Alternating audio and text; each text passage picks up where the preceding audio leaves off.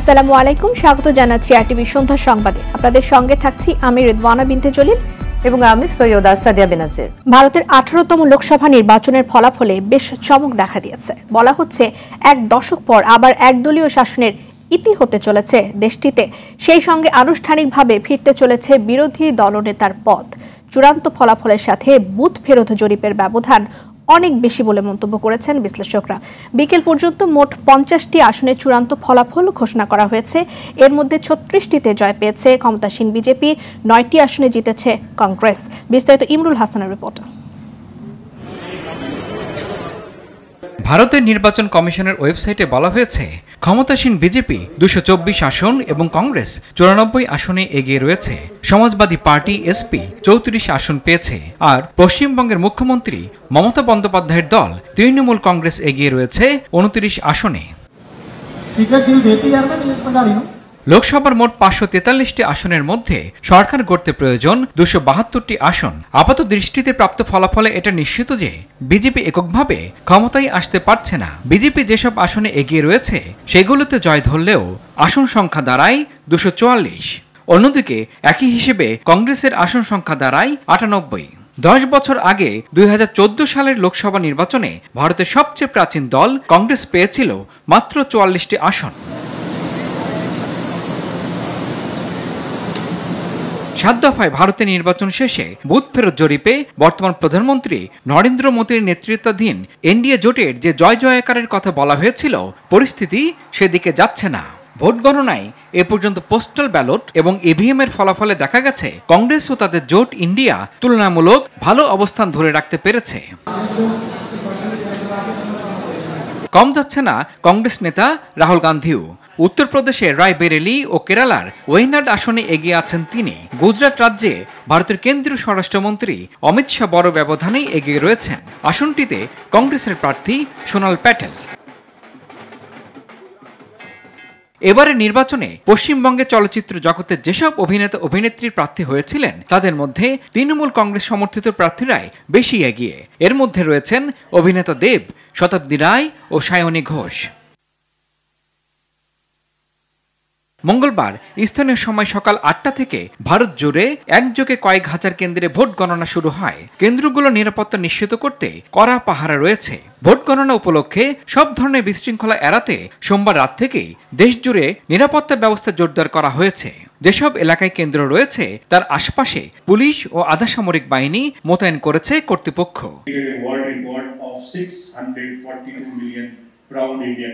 Imrul Hasan, RTV. ভারতের লোকসভা নির্বাচনের ফলাফল জানাতে কলকাতা থেকে সরাসরি যুক্ত হচ্ছেন অল ইন্ডিয়া প্রেস ক্লাবের সভাপতি গৌতম লাহিড়ী।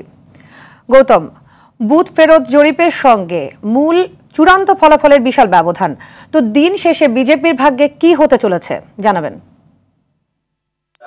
ধন্যবাদ, নমস্কার। আমি দিল্লিতেই থাকি, কখনো কখনো কলকাতা যাই। যাই হোক, এটা বড় কথা নয়। প্রথম কথা, আপনি যেটা বলবেন যে নিঃসন্দেহে যে বুথ ফেরত জরিপের যে সম্ভাবনার কথা বলা হয়েছিল তার সঙ্গে বর্তমান যে ফল প্রকাশিত হয়েছে তার কোনো প্রায় মিল নেই, এবং ভারতের বুথ ফেরত জরিপ অনেক সময় সঠিক হয় না, এটা আরো একবার প্রমাণিত হলো। নিঃসন্দেহে নরেন্দ্র মোদীর নেতৃত্বে ভারতীয় জনতা পার্টি একটা বড় ধরনের ধাক্কা খেয়েছে। বিশেষ করে প্রথম যখন ভোটের মেশিন খোলা হয় তাতে দেখা যায় প্রথম পর্যায়ে প্রধানমন্ত্রী নরেন্দ্র মোদী স্বয়ং 5000 ভোটে পিছিয়েছেন, যেটা প্রায় অভাবনীয়। সেটা কিন্তু বোঝা যায় যে এবারে ভারতের সম্ভবত হয়তো ফলাফলটা অন্যরকম হতে চলেছে। এই প্রথম আবার অনেক দিন পর, ঠিকই বলেছেন আপনি, ফলাফল ত্রিশঙ্কু হতে চলেছে। কারণ ভারতীয় জনতা পার্টি এককভাবে সংখ্যাগরিষ্ঠতা পাচ্ছেন না, তারা সহযোগী সহ পাচ্ছেন, কাছাকাছি পৌঁছচ্ছেন, এর বিষয়ে নিঃসন্দেহ। আর সরকার গঠন তাদেরই করে ফেলা উচিত, এটাও যেমন ঠিক, কিন্তু একই সঙ্গে বিরোধীরাও চুপ করে বসেন। তারা একেবারে ঘাড়ের ওপর যেহেতু তাদের সংখ্যাটা নিঃশ্বাস ফেলছে, তারাও চেষ্টা করছেন যে বিজেপির শরিক যারা রয়েছে, বিশেষ করে অন্ধ্রের তেলুগু দেশম পার্টি এবং বিহারের নীতিশ কুমারের দল, তাদেরকে তাদের দিকে টানা যায়। আগামীকাল এ বিষয়ে একটি বৈঠক হবে। ইন্ডিয়া জোট, যেটা বিরোধীদের জোট, তারা ব্যাপারে সিদ্ধান্ত নেবেন যে তারা সরকার গঠনের কোনো উদ্যোগ নিচ্ছেন নাকি তারা বিরোধী আসনে বসবে। তবে নিঃসন্দেহে অনেকদিন বাদে একটা শক্তিশালী বিরোধী দল ভারতের পার্লামেন্টে দেখা যাবে, এবং সেক্ষেত্রে ভারতীয় জনতা পার্টির সরকার তারা একতরফা ভাবে কোনো সিদ্ধান্ত নিতে পারবেন না, বেশ চাপের মুখে থাকবেন বলে। এবং এটা ভারতের মানুষ সাধারণভাবে স্বাগত জানাচ্ছেন যে গণতন্ত্রে বিরোধী দলের অস্তিত্ব থাকাটা জরুরি, তাতে গণতন্ত্র বিকশিত হয়। গৌতম, এই যে বিজেপির অবনতি হলো এবং কংগ্রেসের উত্থান হলো, তো এর কারণটা কি বলে মনে করেন? প্রথমত যেটা গত 10 বছরের যে নরেন্দ্র মোদীর শাসনে যেটা ঘটনা, সেটা হচ্ছে যে দ্রব্যমূল্য বৃদ্ধি, বেকারিত্ব, এই বিষয়গুলো মানুষের মধ্যে কংগ্রেস দল প্রচার করতে পেরেছে। একই সঙ্গে কিন্তু বিজেপি দল তারা হিন্দুত্বের একটি আদর্শে বিশ্বাসী, এর ফলে সমাজে সংখ্যাগরিষ্ঠ হিন্দুদের আকৃষ্ট করার চেষ্টা করেছিল। কিন্তু ঘটনা হচ্ছে যে কংগ্রেস দল সেক্ষেত্রে তারা কিন্তু ধর্মনিরপেক্ষতা এবং ভারতীয় সংবিধানের মূল্যবোধের কথাই প্রচার করতে চেয়েছিল, এবং এটাও তারা বলেছিল যদি ভারতীয় জনতা পার্টি বিপুল সংখ্যাগরিষ্ঠতা নিয়ে ক্ষমতায় আসে তাহলে সেই সংবিধানকে তারা পরিবর্তন করবে, অর্থাৎ সংবিধানে যে অধিকারগুলো আছে অধিকারগুলো পরিবর্তিত হতে পারে। যে রাহুল গান্ধী প্রত্যেকটা সভায় ভারতীয় সংবিধানকে দেখিয়ে বলেছেন। এটা মানুষের মধ্যে এক ধরনের বিশ্বাস অর্জন করতে পেরেছে কংগ্রেস দল। কারণ আপনি হয়তো জানেন হয়তো নিশ্চয়ই, যেখানে রাম মন্দির তৈরি হয়েছে সেই অযোধ্যা, সেটি যে কেন্দ্রের অধীনে, সেই কেন্দ্রে বিজেপি পরাস্ত। এমনকি যিনি ভগবান রামের ভূমিকায় অভিনয় করেছিলেন অরুণ গোভিল, তিনি বিরাট কেন্দ্র থেকে পরাস্ত হয়েছে। ফলে এবারে সেই অর্থে কিন্তু হিন্দুত্বের অর্থাৎ সংখ্যাগরিষ্ঠতাবাদের যে আদর্শ, সেটা কিন্তু মানুষকে প্রভাবিত করতে পারে, বরং মানুষের দৈনন্দিন জীবনে যে চাওয়া পাওয়া, আশা আকাঙ্ক্ষা, তাদের ব্যক্তিগত জীবনের উন্নতি, সেইটা কিন্তু মানুষের কাছে মনে হয়েছে অনেক বেশি গুরুত্বপূর্ণ। ফলে সম্পূর্ণভাবে তারা কিন্তু নরেন্দ্র মোদীকে পরাস্ত করেননি, কিন্তু আমি বলবো যে কিছুটা হলেও একটু সতর্ক করেছেন বিজেপি। ধন্যবাদ। দর্শক, দিল্লি থেকে এতক্ষণ জানাচ্ছিলেন অল ইন্ডিয়া প্রেস ক্লাবের সভাপতি গৌতম লাহিড়ী। দর্শক, এ বিষয়ে ভারতের দিল্লি থেকে আরো জানাচ্ছেন সহকর্মী পরমাশিস ঘোষরায়। বিজেপির কর্মীরা উল্লাসে মেতে উঠেছেন, কেননা এই মুহূর্তে যা ট্রেন প্রায় দিনের শেষে সকাল 8টায় কিন্তু ভারতের বিভিন্ন কেন্দ্রে কিন্তু ভারতের 18তম লোকসভা নির্বাচনের কিন্তু ভোট গণনার কাজ শুরু হয়েছিল। দিনের শেষে গিয়ে দেখা যাচ্ছে কিন্তু 295টা আসনে কিন্তু এগিয়ে রয়েছে এনডিএ জোট, এবং ইন্ডিয়া জোট রয়েছে 230 এবং অন্যান্যরা মাত্র 18। আর অন্যদিকে কিন্তু পশ্চিমবঙ্গের যেটা চিত্র, 29টা আসনে কিন্তু তৃণমূল কংগ্রেস এগিয়ে, বিজেপি 12টিতে এবং কংগ্রেস মাত্র 1টিতে। দিল্লিতে এই মুহূর্তে যেটা খবর, দিনের শেষে দিল্লি লোকসভার যে 7টি লোকসভায় কিন্তু ট্রেন্ড এই মুহূর্তে কিন্তু বিজেপি কিন্তু এগিয়ে যাবে। দিনের শুরুতে কিন্তু ইন্ডিয়া জোট এগিয়ে থাকলেও বেশ কিছু আসনে, কিন্তু দিনের শেষে একেবারে প্রায় গণনার কাজ কিন্তু প্রায় শেষ লগ্নে এসে পৌঁছেছে। মহিলা সমর্থকরা আমরা এখানে দেখতে পাচ্ছি অসংখ্য।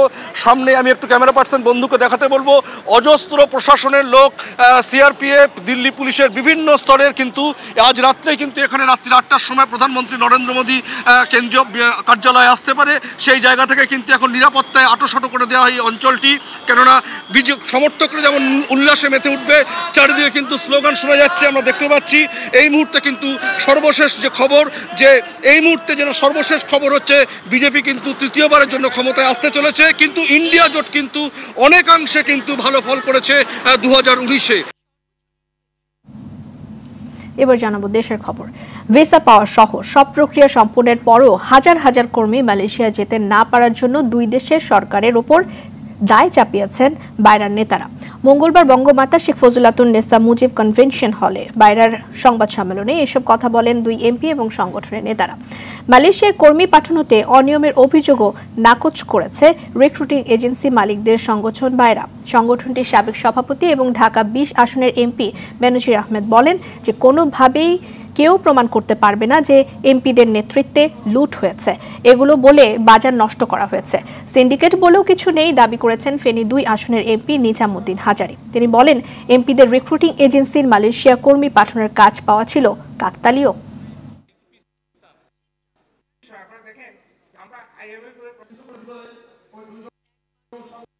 বিদেশের কাছে কি যাচ্ছে মেসেজটা, রিসিভিং কান্ট্রির কাছে যদি মেসেজটা যাচ্ছে ইংলিশে ট্রান্সলেট হয়ে যাচ্ছে যে বাংলাদেশে এই পরিস্থিতি, তাহলে যদি একটা দুটো রিসিভিং কান্ট্রি সৌদি আরব বা মালয়েশিয়া যদি বন্ধ করে দেয় এখন, তাহলে বাংলাদেশের কি অবস্থা হবে? তাদের ব্যাপারেও এই সঠিক কোনটা বেঠিক সেটা তদন্তের মাধ্যমে বাইরে আসে। অপরাধ করে বাংলাদেশের কেউ যেন নেপালে আশ্রয় না পায় সে ব্যাপারে কাঠমান্ডু পুলিশের সাথে ফলপ্রসূ আলোচনা হয়েছে, এমনটাই জানালেন অতিরিক্ত পুলিশ কমিশনার হারুনুর রশিদ। নেপালে সংসদ সদস্য আনার হত্যাকাণ্ডের তদন্ত শেষে দেশে ফিরে একথা জানান তিনি। এ ঘটনায় গ্রেপ্তার সিয়ামকে নেয়ার জন্য দুই দেশ আবেদন করায় আইন অনুযায়ী সিদ্ধান্ত নেবে কাঠমান্ডু পুলিশ। তবে যেখানে হত্যাকাণ্ড ঘটেছে তারা প্রাধান্য পাবে। রফিকুল ইসলামের সহযোগিতায় রুহুল আমিন তুহিনের রিপোর্ট। গত 12 মে চিকিৎসার উদ্দেশ্যে ভারত গিয়ে নিখোঁজ হন ঝিনাইদহ 4 আসনের এমপি আনোয়ারুল আজিম আনার। পরে জানা যায় কলকাতার নিউ টাউনে সঞ্জীবা গার্ডেন্স এর XXX অ্যাপার্টমেন্টে এমপি আনোয়ারুল আজিমকে হত্যা করা হয়। আলোচিত এই হত্যাকাণ্ডের পর আসতে থাকে একের পর এক চাঞ্চল্যকর তথ্য। এখন পর্যন্ত বাংলাদেশ ও ভারতে মোট 5 জনকে গ্রেফতার করেছে দুই দেশের পুলিশ। এর মধ্যে ডিবির হেফাজতে আছেন আমানুল্লাহ ওরফে শিমুল ভুইয়া, শিলাস্তি রহমান ও তানভীর ভুইয়া, আর কলকাতা পুলিশের হেফাজতে আছেন 2 কসাই। ঘটনার মূল হোতা এখনো পলাতক আছেন, আর সিয়াম হোসেন নেপালে গ্রেফতার আছে। তাকে জিজ্ঞাসাবাদ করতে নেপালে যায় বাংলাদেশের গোয়েন্দারা। অভিযান শেষে দেশে ফিরে হযরত শাহজালাল আন্তর্জাতিক বিমানবন্দরে সাংবাদিকদের মুখোমুখি হন ডিএমপির অতিরিক্ত কমিশনার হারুন আর রশিদ। জিহাদ এবং সিয়াম বিভিন্ন জায়গাগুলিতে আলামত নষ্ট করা, আলামত বিভিন্ন জায়গায় ফেলে দেওয়া, ডিসপোজ করা, এই কাজটা করার সে বিভিন্ন গাড়ি সংগ্রহ, গাড়ি থেকে বিভিন্ন গাড়িতে পরিবর্তন করা, এই সবগুলি কাজ সিয়াম সে কাজটি করেছে। সেও সেখানে মানে বিশেষ করে তদন্তকারী কর্মকর্তাদের দৃষ্টিভঙ্গি চেঞ্জ করার জন্য সে ওই মুজাফফরাবাদ বিহারে গিয়ে সে 4টা সিমে 4টা রিং দিয়ে সে কিন্তু আবার ইলিগেল হয়ে সে আবার কাঠমান্ডু চলে যায়। আমরা সেখানকার অথরিটির সাথে আমরা কয়েক দফা মিটিং করেছি।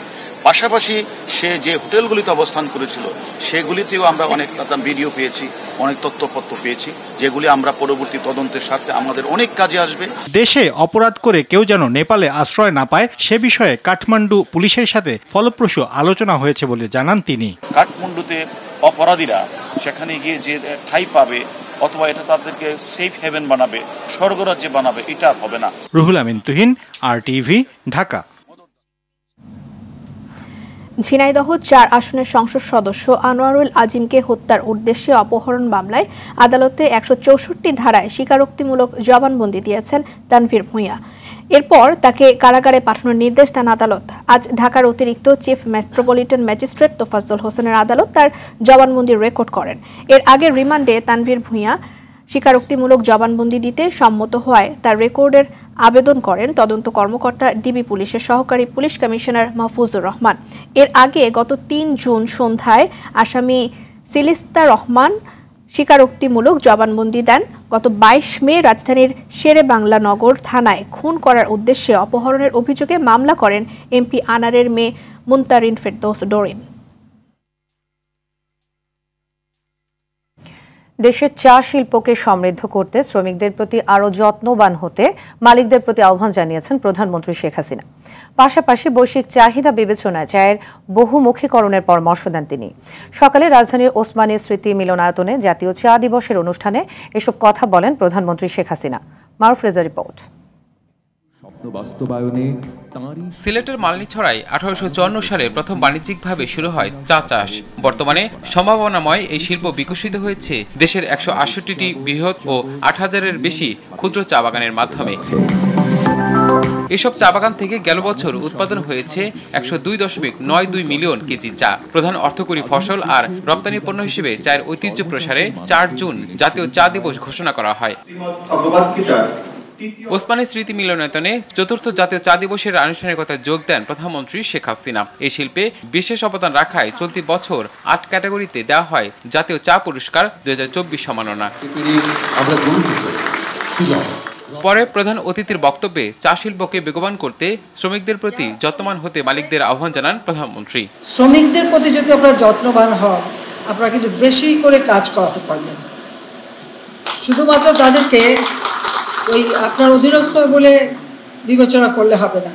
মনে রাখতে হবে তাদের শ্রম ঘাম দিয়েই আপনার উৎপাদন বৃদ্ধি করা, উপার্জনের পথ করে দিচ্ছে। কাজে সেই শ্রমিকদের প্রতি আপনাদের আরও যত্নবান হতে হবে। তাদের ছেলে মেয়েদের স্বাস্থ্যের ব্যবস্থা করা, তাদের নিজেদের চিকিৎসার ব্যবস্থা, তাদের শিক্ষার ব্যবস্থা, তাদের নানা ধরনের অসুবিধা দূর করা, এদিকে দৃষ্টি দিতে হবে। বিশ্বের চায়ের চাহিদা বিবেচনায় সুগন্ধি চা উৎপাদনে তাগিদ দেন সরকার প্রধান। বিভিন্ন ধরনের চা করা যেতে পারে, তাছাড়া তুলসী, আদা, লেবু, তেজপাতা, এলাচি, লং, দারচিনি, আমরা তো বিভিন্ন কিছু দিয়েই চা বানাই। তো এই চাগুলো যদি প্যাকেটজাত করা যায়, অর্থাৎ আমি এটা বলবো যারা চা মালিক এবং ব্যবসায়ী আছেন, বিশেষ করে মালিকদের বলবো যে আপনারা ভ্যালু এডেড করেন। এই যে বাল্কে চা বিক্রির থেকে যদি ভ্যালু এডেড করেন, তাহলে আপনারা কিন্তু আরও ভালো দাম পাবেন, ভালো পয়সা পাবেন, উপার্জন করতে পারবেন। আর এর চাহিদা কিন্তু সারা বিশ্বব্যাপী প্রতিনিয়ত বেড়ে যাচ্ছে। রাজনীতি ও অর্থনীতি বিষয়ে তৃণমূলের সচেতনতাকে ইতিবাচক হিসেবে উল্লেখ করেন প্রধানমন্ত্রী শেখ হাসিনা। যত বেশি গবেষণা করা যাবে তত এর উৎকর্ষতা পাওয়া যাবে। মারফেজা, RTV, ঢাকা। সাবেক সেনাপ্রধান আজিজ আহমেদ এবং আইজিপি বেনজির আহমেদ আওয়ামী লীগের কেউ নন বলে জানিয়েছেন আওয়ামী লীগ সাধারণ সম্পাদক ওবায়দুল কাদের। তিনি বলেন, তারা অপকর্ম করলে বিচার করার সৎ সাহস শেখ হাসিনা সরকারের আছে। এছাড়া টিআইবি এবং সুজনকে বিএনপির বি টিম বলেও মন্তব্য করেন কাদের। বিপুল দেব রায়ের রিপোর্ট। ঐতিহাসিক 6 দফা দিবস ও 23 জুন বাংলাদেশ আওয়ামী লীগের প্লাটিনাম জয়ন্তী উদযাপন উপলক্ষে রাজধানীর তেজগাঁওয়ে জেলা আওয়ামী লীগ কার্যালয়ে ঢাকা মহানগর উত্তর আওয়ামী লীগ প্রতিনিধি সভার আয়োজন করে। এতে প্রধান অতিথির বক্তব্যে দলের সাধারণ সম্পাদক ওবায়দুল কাদের বলেন, শেখ হাসিনার সততা নিয়ে প্রশ্ন তোলার কোনো অবকাশ নেই। আজিজ ও বেনজির অপরাধী হলে তাদের বিচার করার সৎ সাহস রয়েছে তার সরকারের। বেনজির আমাদের দলের লোক নয়, মেধা নিয়ে সে আইজিপি হয়েছে। আজিজও আমাদের দলের লোক নয়, সেনা প্রধান হয়েছে তার যোগ্যতায়, তার সিনিয়রিটি। এখন ভেতরে তারা যদি কোনো অপকর্ম করে, এইটা যখন সরকারের কাছে বিষয়টি আসে, তখন এদের বিচার করার সৎসাহস শেখ হাসিনা সরকারের। টিআইবি ও সুজনকে বিএনপির বি টিম আখ্যা দিয়ে কাদের বলেন, তারা এক সুরে সরকার বিরোধী কথা বলে। টিআইবি আর সুজন, ফখরুল গয়েশ্বর যে সুরে কথা বলে, তারাও একই সুরে কথা বলে। তবে কি মানুষের প্রশ্ন, টিআইবি আর সুজন কি বিএনপির বি টিম? যেভাবে কথা বলে কোনো পার্থক্য নয়, একই সুরে কথা বলে সরকারের বিরুদ্ধে। 2025 সালের ডিসেম্বরে আওয়ামী লীগের জাতীয় সম্মেলন অনুষ্ঠিত হবে বলে জানান সেতুমন্ত্রী ওবায়দুল কাদের। সব পর্যায়ের সব কমিটি আমরা সম্মেলন করে। বিপুল দেবরাই, RTV, ঢাকা। রাজধানী জুড়ে গ্যাসের তীব্র সংকট দেখা দিয়েছে। গেল 2 সপ্তাহ ধরে সিএনজি পাম্পগুলোতে গ্যাসের চাপ নেই বললেই চলে। এতে চরম দুর্ভোগে পড়েছেন চালকরা। 2 থেকে 3 ঘন্টা অপেক্ষা করেও মিলছে না গ্যাস। দীর্ঘ সময় গ্যাসের জন্য ব্যয় হওয়ায় আয় কমেছে সিএনজি ও উবার চালকদের। রফিকুল ইসলামের রিপোর্টে থাকছে বিস্তারিত। রাজধানীতে গ্যাসের জন্য সিএনজি পাম্পগুলোতে গাড়ির এমন দীর্ঘ লাইন, যা ছাড়িয়েছে 1.5 থেকে 2 কিলোমিটার পর্যন্ত। গ্যাসের চাপ কম থাকায় বেশ কয়েকদিন ধরেই 2 থেকে 3 ঘন্টা অপেক্ষা যেন স্বাভাবিক ঘটনায় পরিণত হয়েছে। নানা সময়ে গ্যাসের সংকট দেখা দিলেও গত কয়েকদিন ধরে সংকটের মাত্রা তীব্র রূপ ধারণ করেছে। কর্মঘণ্টার বেশিরভাগ সময় পাম্পগুলোতেই ব্যয় করতে হচ্ছে চালকদের। 2 ঘন্টা আমি এই জায়গায় বসে রয়েছি, এই সময় প্রচুর ব্যয় হয়েছে। সকালে গেছে 2 ঘন্টা, 1 থেকে 1.5 ঘন্টা লাগবে আমার গ্যাস নিতে, তারপরও পাবো কিনা এখনো বলতে পারতেছি না। গাড়ি চালানোর আর উপায় নেই। এ অবস্থায় আয় রোজগার নেই বললেই চলে। সংসার চালাতে হিমশিম অবস্থা ভাড়ায় চালিত সিএনজি ও উবার চালকদের। ভাড়ার গাড়ি আমরা যদি ইনকাম না করতে পারি, ঠিক আছে, আমাদের চলতে ফিরতে সমস্যা হবে গ্যাসের কারণে ভাড়া মারতে পারি না, সংসারও গেলে টিয়া দিতে পারি না। সবে কিছু দাম বাড়ে গেছে, আমরা যদি ভাড়তাম তো এই দেশ ছেড়ে গেলাম বলে গ্যাসের চাপ কম থাকায় চাহিদার তুলনায় সামান্য পরিমাণ গ্যাস দিতে পারছে পাম্পগুলো। নির্দিষ্ট সময় পর গ্যাস না নিয়ে ফিরে যেতে হচ্ছে অসংখ্য গাড়িকে। আগে ঢুকতো 600-550 টাকা ঢুকতো, এখন ইদানিং ঢুকে 150-200 এর উপরে ঢুকে না। সব গাড়ি দেওয়া সম্ভব হয় না। এই যে আর কিছুক্ষণ দিতে পারবো, হয়তো 20-30টা গাড়ি দিতে পারবো, এর ভিতরে টাইম ক্লোজ হয়ে যাবে। সিএনজি পাম্পের পাশাপাশি রাজধানীর বিভিন্ন এলাকায় বাসাবাড়িতেও দিনের বেলা গ্যাস সংকট দেখা দিচ্ছে। রফিকুল ইসলাম, RTV, ঢাকা। ষষ্ঠ উপজেলা পরিষদ নির্বাচনে চতুর্থ অর্থাৎ শেষ ধাপের নির্বাচন আগামীকাল। এই ধাপে 60 উপজেলায় ভোট গ্রহণ হবে। সকাল থেকে কেন্দ্রে কেন্দ্রে পাঠানো হচ্ছে নির্বাচনী সরঞ্জাম। জেলা নির্বাচন কার্যালয় থেকে সংশ্লিষ্ট কর্মকর্তাদের কাছে সরঞ্জাম হস্তান্তর করা হচ্ছে। এর আগে গেল মধ্যরাতে শেষ হয়েছে নির্বাচনী প্রচার। শেষ সময়ে উন্নয়নের নানা প্রতিশ্রুতি নিয়ে ভোটারদের কাছে ছুটে যান প্রার্থীরা। এদিকে নির্বাচন সুষ্ঠু ও শান্তিপূর্ণ করতে সব প্রস্তুতি নিয়েছে নির্বাচন কমিশন। নির্বাহী ম্যাজিস্ট্রেট, র্যাব, পুলিশ, বিজিবি ও আনসার সদস্যরা থাকছেন মাঠে।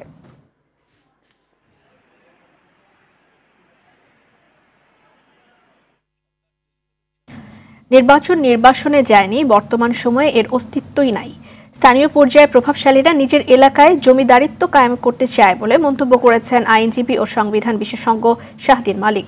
সুজনের নেতৃবৃন্দদের নিয়ে এক ভার্চুয়াল সাক্ষাৎকারে এই কথা বলেন তিনি। অন্যদিকে আবু নাসের বখতিয়ার আহমেদ বলেছেন, নির্বাচন থেকে চাকরিজীবী, মধ্যবিত্ত এবং পেনশনাররা বঞ্চিত হচ্ছে, আর বিজনেস সার্কেল ফুলে ফেঁপে উঠেছে। আর এ সময় তারা জনগণের আস্থা ফিরিয়ে আনতে সব দলের অংশগ্রহণে নির্বাচনের দাবি জানিয়েছেন।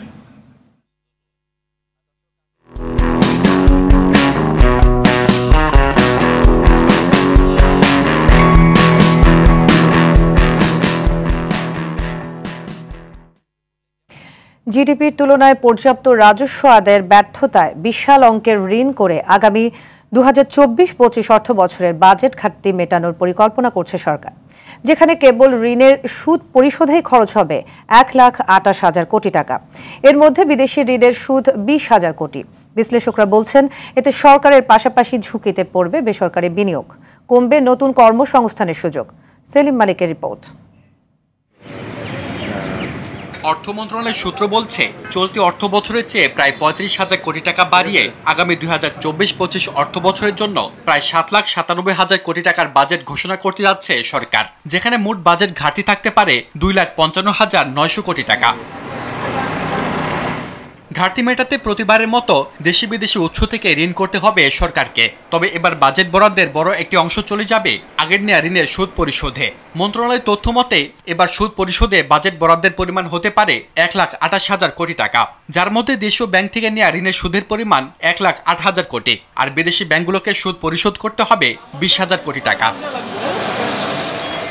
পরিসংখ্যান বলছে, চলতি অর্থ বছর সুদ পরিশোধে বরাদ্দ রাখা হয়েছে 94,376 কোটি টাকা, যা গেল বছর ছিল 90,013 কোটি। এছাড়া আগের 2 অর্থ বছরে বরাদ্দ রাখা হয়েছিল 77,779 কোটি টাকা এবং 70,606 কোটি। রাজস্ব আদায়ের সর্বোচ্চ প্রচেষ্টা করতে হবে, সেটা আমরা করছি না। কারণ হলো, যাদের ট্যাক্স দেওয়ার কথা তারা ট্যাক্স দিচ্ছেন না, বা আমরা তাদের কাছ থেকে ট্যাক্স দিতে পারছি না। বিশ্লেষকরা বলছেন, কালো টাকার মালিকদের বিরুদ্ধে কঠোর ব্যবস্থা না নেওয়ার ব্যর্থতায় রাজস্ব আদায় বাড়ছে না। কালো টাকা বানালে পরে আমাকে কর শোধ করতে হবে 15% হারে, আর আমি যদি সাদা টাকা করতে যাই তাহলে 25% হারে করতে হবে। তাহলে কালো টাকা করাই আমাদের সুবিধা, কারণ এখন কালো টাকা করলে 5 বছর পর সরকার এটা সাদা করার জন্য বিশেষ সুবিধা আমাকে দেবে। এই বিপরীতমুখী নীতিমালার কারণে সরকারের আয় কমে গেছে।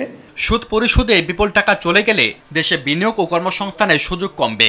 সরকার যেই কম বিনিয়োগ করবে সেটুকুর জন্য ব্যাংক থেকে তাকে প্রচুর টাকা ধার করতে হবে, প্রাইভেট সেক্টর তখন আর ধার পাবে না। সুতরাং প্রাইভেট সেক্টরের বিনিয়োগও কম হচ্ছে, সরকার ধার করেও কম বিনিয়োগ করছে, দুটো মিলিয়ে কম বিনিয়োগ হচ্ছে, সুতরাং প্রবৃদ্ধির হার কম হচ্ছে এবং আনএমপ্লয়মেন্ট রেট বাড়ছে। অর্থ বিভাগের হিসাব মতে 2023 সাল পর্যন্ত সরকারের মোট ঋণ ছিল 16,59,334 কোটি টাকা। এর মধ্যে দেশ থেকে নেওয়া ঋণের পরিমাণ 9 লাখ কোটি টাকার বেশি এবং বিদেশি ঋণ 7,05,520 কোটি টাকা। সুশাসন না হলে এগুলো কোনোটাই করা যাবে না। সেলিম মালিক, RTV, ঢাকা। একটি নতুন আগামী প্রতিপাদ্যে চট্টগ্রাম বিশ্ববিদ্যালয়ে অনুষ্ঠিত হয়েছে টেডএক্স চিটাগং ইউনিভার্সিটি। সকালে আমা কফির পৃষ্ঠপোষকতায় বিশ্ববিদ্যালয়ে মেরিন সায়েন্স অনুষদ মিলনায়তনে অনুষ্ঠানের আয়োজন করে research and higher study society. এতে চট্টগ্রাম বিশ্ববিদ্যালয়ের উপাচার্য অধ্যাপক ডক্টর মোহাম্মদ আবু তাহের, উপ উপাচার্য অধ্যাপক ডক্টর সেকান্দার চৌধুরী, উপ উপাচার্য অধ্যাপক বেনু কুমার দে এবং আবুল খায়ের গ্রুপের general manager ANM Wajed Ali উপস্থিত ছিলেন। এ সময় বিজ্ঞান, গবেষণা, পরিবেশ, অটিজম, বাক স্বাধীনতা, সঙ্গীত, সাহিত্য, পর্বত আরোহণ, নারীর ক্ষমতায়ন সহ বিভিন্ন প্রেক্ষাপটে আলোচনা করা হয়।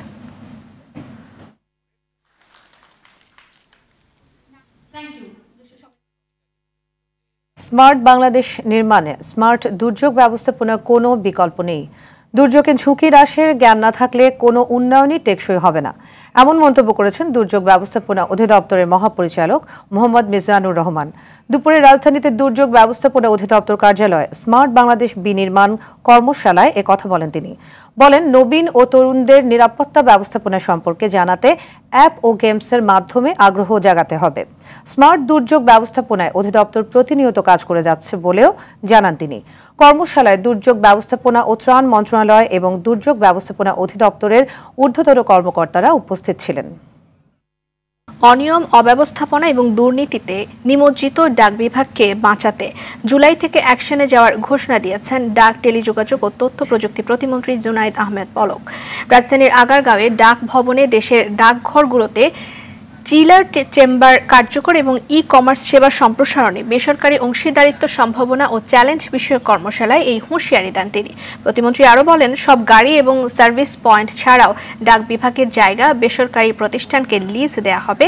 প্রতিষ্ঠানটির অব্যবস্থাপনায় বছরে 700 কোটি লোকসান গুনছে বলেও জানান তিনি। মাননীয় প্রধানমন্ত্রী এবং জনগণের প্রতিনিধি, আপনার এখানে তো কোনো ওই প্রোটোকলের দরকার নাই। আপনার এখানে যা কিছু মনে হয় সেটা যৌক্তিক হোক, অযৌক্তিক হোক, দাবিগুলো যৌক্তিক হোক, অযৌক্তিক হোক, আপনার যা যা মনে হয় সেটা আপনি আমাকে বলেন। তারপরে তো আমরা বিবেচনা করে দেখবো যে কোনটা আসলে যৌক্তিকভাবে করা যাবে, কোনটা করা যাবে না। কুরবানির ঈদের জন্য প্রয়োজনীয় সংখ্যক গরু, ছাগল প্রস্তুত আছে বলে জানিয়েছেন মৎস্য ও প্রাণী সম্পদ মন্ত্রী আব্দুর রহমান। তিনি জানান, কোরবানির পশুর চামড়ার দাম নির্ধারণে মৎস্য ও প্রাণী সম্পদ মন্ত্রণালয়েরও যুক্ত থাকা উচিত। এছাড়া গবাদি পশুর জন্য জরুরি সেবা চালু করা দরকার বলেও জানান মন্ত্রী। রাজধানীর সেডাপ মিলনায়তনে সাংবাদিকদের ফেলোশিপ ও পুরস্কার প্রদান অনুষ্ঠানে তিনি এসব কথা বলেন। এ সময় মৎস্য ও প্রাণী সম্পদ মন্ত্রণালয়ের পক্ষ থেকে 21 জন সাংবাদিককে ফেলোশিপ ও 6 জনকে 2টি ক্যাটাগরিতে পুরস্কার প্রদান করা হয়।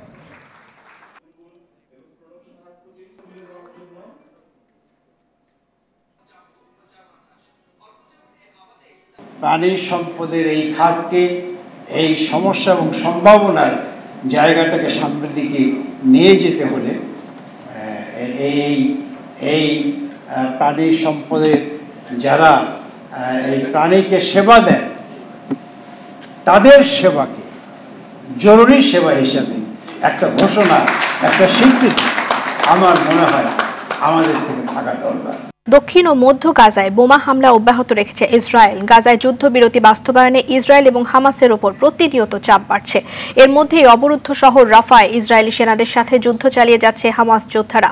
এদিকে গাজার দক্ষিণাঞ্চলের খান ইউনিসে ইসরায়েলি বাহিনীর অভিযানের সময় হামাসের হাতে জিম্মি থাকা 4 ইসরায়েলি নিহত হয়েছেন। বর্তমানে নিহতদের মরদেহ হামাসের জিম্মায় আছে। ইসরায়েলের সামরিক বাহিনী 4 ব্যক্তির মৃত্যুর খবর নিশ্চিত করেছেন। টি-20 বিশ্বকাপের আলাদা ম্যাচে রাতে মাঠে নামবে ইংল্যান্ড ও নেদারল্যান্ডস। ওয়েস্ট ইন্ডিজের কেনসিংটন ওভালে স্কটল্যান্ডের মুখোমুখি হবে ইংল্যান্ড। টি-20 বিশ্বকাপের বর্তমান চ্যাম্পিয়ন ইংলিশরা এবারের আসরটাও শুরু করতে চায় জয় নিয়ে। এদিকে টি-20 বিশ্বকাপ দিয়ে প্রথমবারের মতো সংক্ষিপ্ত ভার্সনে মুখোমুখি হতে যাচ্ছে 2 দল। তাই প্রথম ম্যাচটি স্মরণীয় করে রাখতে চায় স্কটল্যান্ড। রাত 8:30টায় শুরু হবে 2 দলের লড়াই। অন্যদিকে আরেক ম্যাচে নেদারল্যান্ডসের প্রতিপক্ষ নেপাল। গ্র্যান্ড প্রেইরি স্টেডিয়ামে ম্যাচটি শুরু হবে রাত 9:30টায়। সন্ধ্যার সংবাদ এ পর্যন্তই। সবশেষ সংবাদ জানতে যে কোনো মোবাইল ফোন থেকে 24141 নাম্বারে ডায়াল করুন। রাতের সংবাদ 11:15টায় দেখার আমন্ত্রণ রইল। ধন্যবাদ সবাইকে। ধন্যবাদ।